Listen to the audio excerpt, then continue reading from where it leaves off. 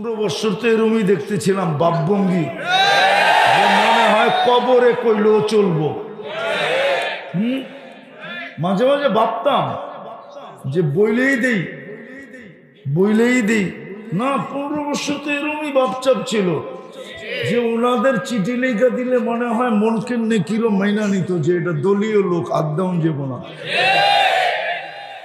বাপ চক্করই তো এরকম ছিল, ঠিক না?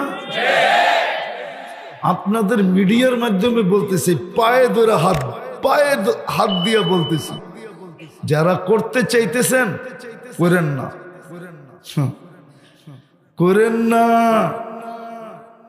একটু সংযত হন, একটু সংযত থাকেন, সময় আসতে দেন, তারপরে করেন। এখন থেকে করলে এখনো কিন্তু ঘাস শুকায় নাই। হাজার হাজার ছাত্রের জান যাওয়া আর রক্ত এখনো কিন্তু বাংলার জমিনের এই ঘাস শুকায় নাই। 2-4-10 বছরে শুকাইবে কিনা আমি জানি না। ছাত্রদের এই দুরবস্থার ঘা, রক্ত দেওয়া ঘা, এই নতুন স্বাধীনতা আপনাদেরকে দেওয়ার ঘা, এটা শুকাইতে অনেক দিন লাগবে। কিন্তু এর মধ্যে যদি কিছু হয়ে গেল আর ছাত্রদের চোখে পড়া গেলেন, তাহলে হইতে পারে 9-তে 6 হয়ে যেতে পারে, আবার 6-তে 9 হয়ে যেতে পারে। আমি পায়ে হাত দিয়ে বলতেছি, একটু সংযত হন,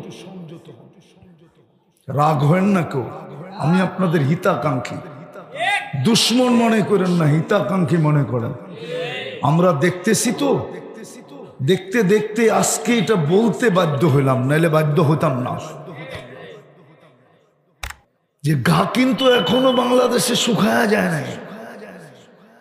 ছাত্রদের দিলের ব্যথা এখনো মুছা যায় না, জনতার দিলের ব্যথা এখনো মুছা যায় নাই, মুছা যায় নাই। এরকম ভুল করা ঠিক হয় না। যেমন একদল কইরা বলছে 2018-তে করছে, আবার 24-এ করছে, ঠিক না? এত তাড়াতাড়ি কিন্তু 18-এর ঘাও শুকায়া যায় না। বুঝা উচিত ছিল, যদি বুঝতো, বুদ্ধি থাকতো। পতন যখন আসে গনাইয়া, আক্কল বুদ্ধি জ্ঞান সব যায় হারায়া। ওরা ভাবছে টঙ্গী ইস্তেমার 18-এর ঘাও শুকায়া গেছে।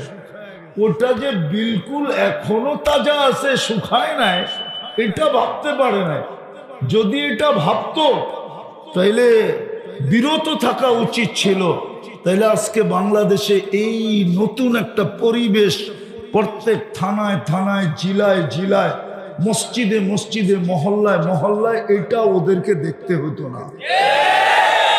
এটাই হলো ভুল। এটাকেই বলে পতন যখন আসে ঘনাইয়া, আকল জ্ঞান বিবেক বুদ্ধি সব যায় হারায়া। ওরা মনে করছে 18-এর ঘাও এখনো আছে নাকি, কিন্তু না, কিছু ঘাও আছে, খাউজাইলেই বাড়ে। ওটা হলো দাঁত আছে না, দাঁত হয়, কি ওটা খাউজাইলেই আবার কি হয়ে যায়, কাঁচা হয়ে যায়, ঠিক না? এই ঘাও হইল এরকম। কেন যে বললাম এটাও জানি না, কিন্তু উচিত ছিল মানুষের ভাবা উচিত, আমাদের চিন্তা করা উচিত। আর এই কারণেই উচিত যে আমরা এখানে আছি বটে, কিন্তু এক সময় ছিলাম না, আবার অচিরেই আসবে, আমরা থাকবো না। যার কাছ থেকে আসছি তার কাছেই চলে যাব। আর যদি নিজেকে গুছায়া না নিয়ে যেতে পারলাম, প্রস্তুতি নিয়ে না যেতে পারলাম, প্রস্তুতি নিতে পারলাম না, প্রস্তুতিহীন যদি চলে গেলাম, তাইলে কিন্তু লাতুস আলুন্না আনিন নাঈম, প্রত্যেকটা নেয়ামতের হিসাব দিতে হবে। চাই সেটা ক্ষুদ্র হোক, জাররা সমান হোক, জাররা সমান। ওমান ইয়ামাল মিসকালা যাররা খাইরান ইয়ারা ও শাররান ইয়ারা, যারও হিসাব দিতে হবে। আর হিসাব স্বয়ং আল্লাহ নিবে, অন্য কেউ না। আবার মিলায়া দিবে না আল্লাহ, আমাকেই মিলায়া দিতে হবে। কাফা বিনফসিকা লিয়াউমা আলাইকা হাসিবা। আল্লাহ বলে ম্যানেজারকে ডাকতে দিব না, তোমারটা তোমাকে মিলায়া দিতে হবে। আর আপনি ম্যানেজারকে পাবেন কোথায়? ম্যানেজারই তো ব্যস্ত থাকবে নিজেকে নিয়ে, আপনাকে সময় কোত্থেকে দিবে? কোরআন তো এটাই বলে, লিকুল্লি ইমরিইম মিনহুম শাআনুন ইউগনি। প্রত্যেক ব্যক্তি নিজেকে নিয়ে ব্যস্ত থাকবে। আপনি কোত্থেকে ম্যানেজার খুঁজে পাবেন? হাদিস তো এটা বলে যে প্রত্যেক নবী পর্যন্ত নাফসি নাফসি বলতে থাকবে, একজন ছাড়া। তো আপনি পীরে খুঁজে কই পেবেন? পীর সাহেবরে খুঁজা পাইবেন? পাইবেন নাকি? হ্যাঁ হ্যাঁ, যারে মানতে যায় জান দিতেছেন ওনারে খুঁজা কই পাইবেন? আছে না? এখন একটু আগেই তো শুনতেছিলাম হুজুর খুব কইতেছিল, ঠিক না? কি বলেন?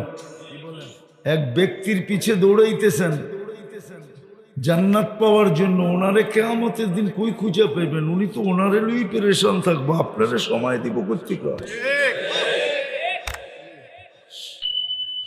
যাক, কারো আলোচনা করা আমার উদ্দেশ্য না, আমার উদ্দেশ্য হলো বুঝানো।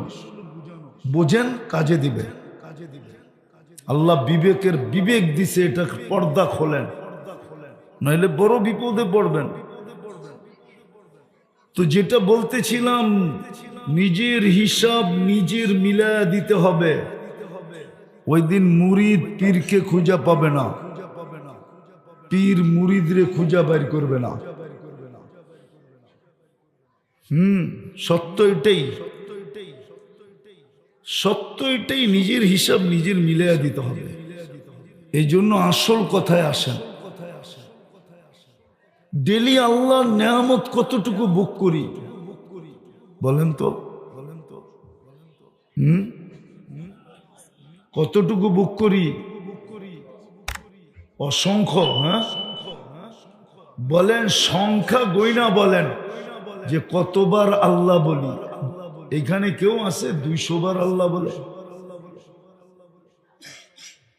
আপনি স্বীকার করতেছেন আল্লাহর নেয়ামত নিতেছি, ডেলি ভোগ করতেছি কতটি? অসংখ্য। যুবক, একটু ভাবো,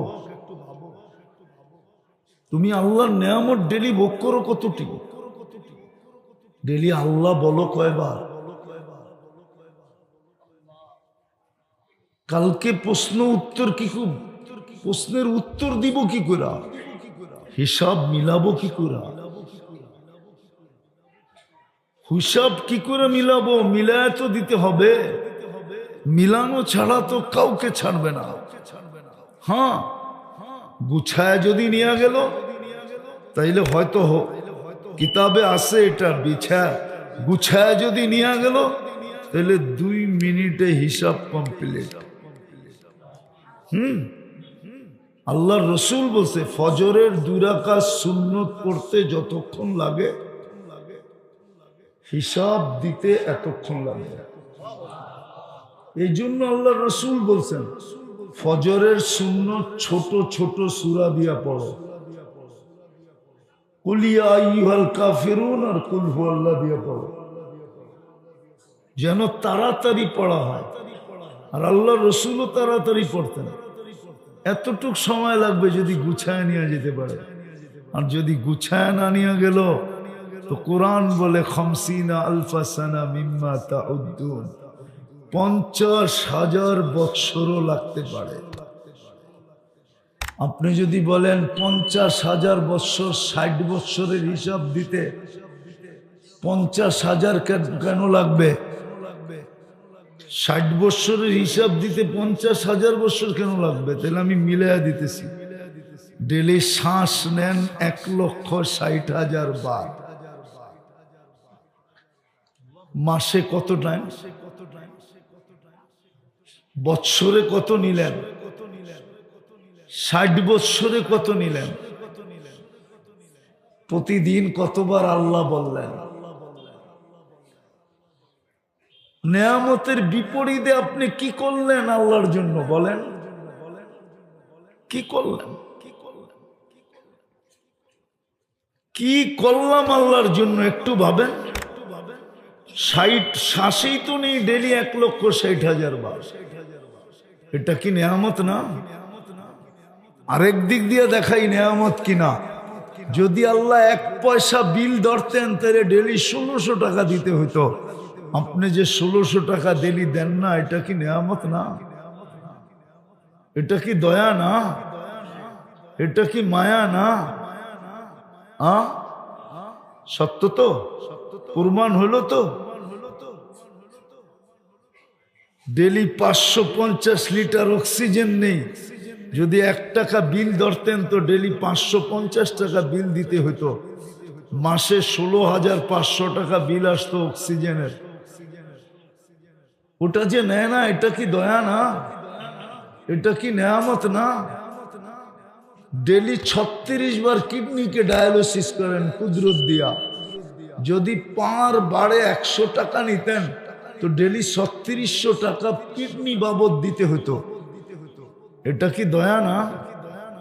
পানি তো বাদেই দিলাম, খাওয়া তো বাদেই দিলাম, ঘুম তো বাদেই দিলাম, সুস্থতা তো বাদেই দিলাম, চলমান থাকাটা তো বাদেই দিলাম, কর্মঠ থাকাটা তো বাদেই দিলাম। হাজারো নেয়ামত গণানো যাবে। 24 ঘন্টা আল্লাহর নেয়ামত আমার উপরে কত। এই জন্যই তো কোরআন বলছে আম্মা বিনিআমাতি রাব্বিকা ফাহাদ্দিস। আমার নেয়ামতের একটু চিন্তা কর, আমি তোকে দেই কি ডেলি। তাইলে হয়তো কখনো তোর ভিতরে মানবতা জায়গা উঠবে, তুই বলবি এত দেয় আমি একটুও দেই না। কমসে কম লজ্জা হইলেও তো পাবি। এখন তো আমরা লজ্জাও পাই না। যুবকদেরকে দেখেন, ওরা লজ্জা পায় না আল্লাহকে। ও যদি লজ্জা পাইতো তাহলে নেটে দেখা চুল কাটতো কেন? 31st নাইটের প্রস্তুতি এখনই মাদক দিতে চলতেছে ভিতরে ভিতরে। জিজ্ঞাসা করেন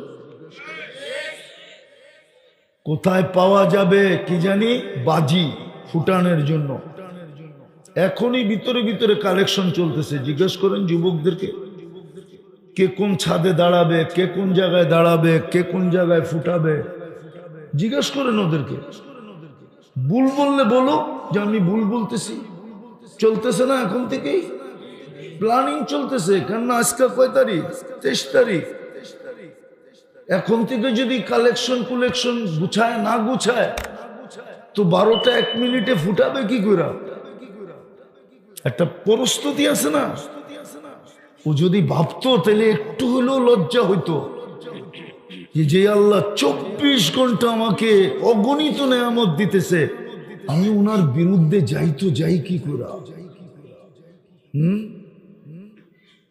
আমরা তো দেখি মাঝে মাঝে বলে ফেলবো, বলে ফেলবো। মিডিয়া আবার যে বোকা বলে ফেলবো, যাক বলেই ফেলি, ঠিক না? হ্যাঁ, ডরাইলি তো ডর, না ডরাইলে কিসের ডর, ঠিক না? আমরা এখন দেখি ওয়াজে নেতারা, ঠিক না? নেতাগোর সাথে অনেক জন আসে। একটু যদি দিতে দেরি হইলো, 19 থেকে 20 হইলো, কানে আওয়াজ আসে, বসে কোক না ধরালাই।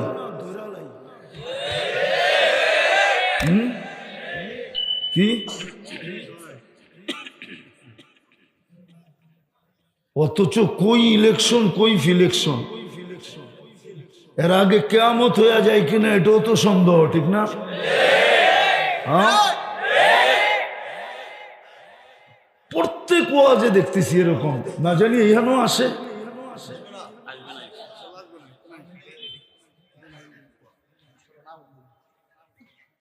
আজীব এক ব্যাপার দেখতেছি। বলে বলে কানে আওয়াজ আসে, বসে বলুক না দৈরা ফেলাই। কিন্তু সবাইরে ধরলে যে আবার হজম করতে পারবে না এটাও ভাবে না। হইতে পারে আমারে ধরে ফেললো, কিন্তু হজম হয়তো নাও হইতে পারে, ঠিক না? হ্যাঁ, কি হজম হয়তো নাও হইতে পারে। বললাম আর কি, বাহাদুরি দেখাইতেছি না। হজম হয়তো, পচা কামো শামুকও তো পাও কাটে অনেক সময়, ঠিক না? হইতে পারি পচা শামুক হয়তো পাও এরকম কাটবে যে একদিন দেখা যাবে পাই থাকবে না। তো যেটা বুঝাইতেছিলাম যে লজ্জা তো হইতো। যুবক, তোমাদের 24 ঘন্টা যিনি অগণিত নেয়ামত দিতেছে, কিসের থেকে জানি বললাম, 24 ঘন্টা আল্লাহ নেয়ামত দিতেছে। একটু তো লজ্জা হওয়া উচিত ছিল যে আমি আল্লাহর বিরুদ্ধে চলি, তো চলি কি কইরা? অথচ তুমি নেতার জন্য আমাকে ধরতে চাইতেছ, অথচ তোমারে যে হাটটা ঘাটটা আল্লাহ বানাইলো, চলমান রাখলো, সুস্থ রাখলো, সুঠামত্ব দিল, তোমার ভিতরে আকর্ষণ দিল, ওই আল্লাহর জন্য তো আজ পর্যন্ত কাউরে ধরলা না। দুনিয়ার সামান্য একটা পদের জন্য তুমি একটা সেলফি তুলবা, একটু তোমাকে একটু নৈকট কাছে টানবে, দুনিয়ার কিছু ফায়দা হবে, ঠিক না? হ্যাঁ, এই তো, এছাড়া আর কিছু নাকি? না কবরে যাবে নেতা, না যে প্রশ্ন উত্তর দিয়ে আসবে, না চিঠি লিখে দিব আমগো লোক। 15 বছর তো এরমই দেখতেছিলাম বাপভঙ্গি, মনে হয় কবরে কইলেও চলবো। মাঝে মাঝে ভাবতাম যে বইলেই দেই না। 15 বছর তো এরমই ভাবচাপ ছিল যে ওনাদের চিঠি লেখা দিলে মনে হয় মন কেমনে কিলো মাইনা নিত যে এটা দলীয় লোক, আদাউন যাব না। বাপ চক্করই তো এরকম ছিল, ঠিক না? আপনাদের মিডিয়ার মাধ্যমে বলতেছি, পায়ে ধরে হাত দিয়ে বলতেছি, যারা করতে চাইতেছেন করেন না, একটু সংযত হন, একটু সংযত থাকেন, সময় আসতে দেন, তারপরে করেন। এখন থেকে করলে এখনো কিন্তু ঘাস শুকায় নাই। হাজার হাজার ছাত্রের জান যাওয়া আর রক্ত এখনো কিন্তু বাংলার জমিনের এই ঘাস শুকায় নাই। 2-4-10 বছরে শুকাইবে কিনা আমি জানি না। ছাত্রদের এই দুরবস্থার ঘা, রক্ত দেওয়া ঘা, এই নতুন স্বাধীনতা আপনাদেরকে দেওয়ার ঘা, এটা শুকাইতে অনেক দিন লাগবে। কিন্তু এর মধ্যে যদি কিছু হয়ে গেল আর ছাত্রদের চোখে পড়া গেলেন, তাহলে হইতে পারে 9-তে 6 হয়ে যেতে পারে, আবার 6-তে 9 হয়ে যেতে পারে। আমি পায়ে হাত দিয়ে বলতেছি, একটু সংযত হন, রাগ হবেন না কেউ। আমি আপনাদের হিতাকাঙ্ক্ষী, দুশ্মন মনে করেন না, হিতাকাঙ্ক্ষী মনে করেন। আমরা দেখতেছি তো, দেখতে দেখতে আজকে এটা বলতে বাধ্য হইলাম, নাইলে বাধ্য হতাম না। যে ঘা কিন্তু এখনো বাংলাদেশে শুকায়া যায় না। ছাত্রদের দিলের ব্যথা এখনো মুছা যায় না, জনতার দিলের ব্যথা এখনো মুছা যায় নাই, মুছা যায় নাই। এরকম ভুল করা ঠিক হয় না। যেমন একদল কইরা বলছে 2018-তে করছে, আবার 24-এ করছে, ঠিক না? এত তাড়াতাড়ি কিন্তু 18-এর ঘাও শুকায়া যায় না। বুঝা উচিত ছিল, যদি বুঝতো, বুদ্ধি থাকতো। পতন যখন আসে গনাইয়া, আক্কল বুদ্ধি জ্ঞান সব যায় হারায়া। ওরা বাপসে টঙ্গিয়ে